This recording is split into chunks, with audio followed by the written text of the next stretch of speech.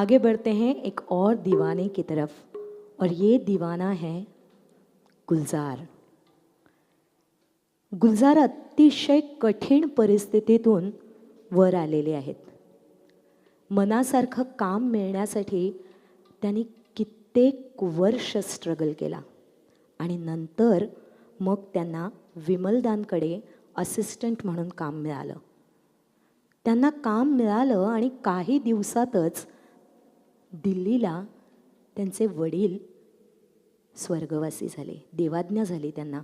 मग घरच्यांना वाटलं की मोठ्या मुश्किलीनं गुलजारला मनासारखं काम मिळालेलं आहे.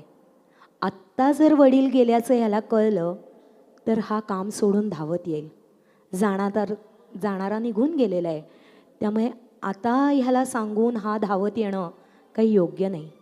म्हणून घरच्यांनी त्याला काही कळवलं नाही.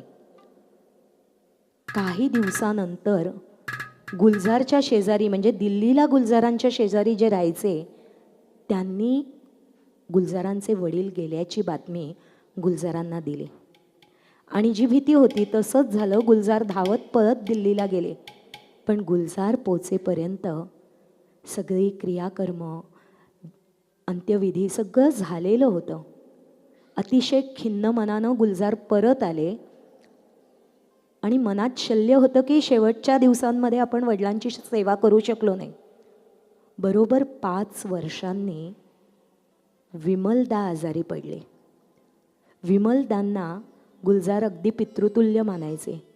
गुलजारांनी त्यांची खूप सेवा केली. आणि विमलदांचं महात्म्य हे की विमलदांनी गुलजारांना बांगला शिकवली आणि मग गुलजारांना बांगला भाषेची गोडी लागली. गुलजारांनी अनेक कविता, कथा यांचं बांगलामधून हिंदीत भाषांतर केलं.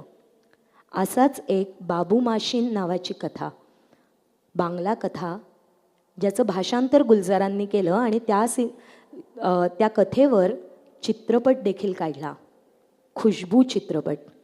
खुशबू चित्रपटातलं हे गीत बेचारा दिल क्या करे लीनाजी घेऊन येत आहेत.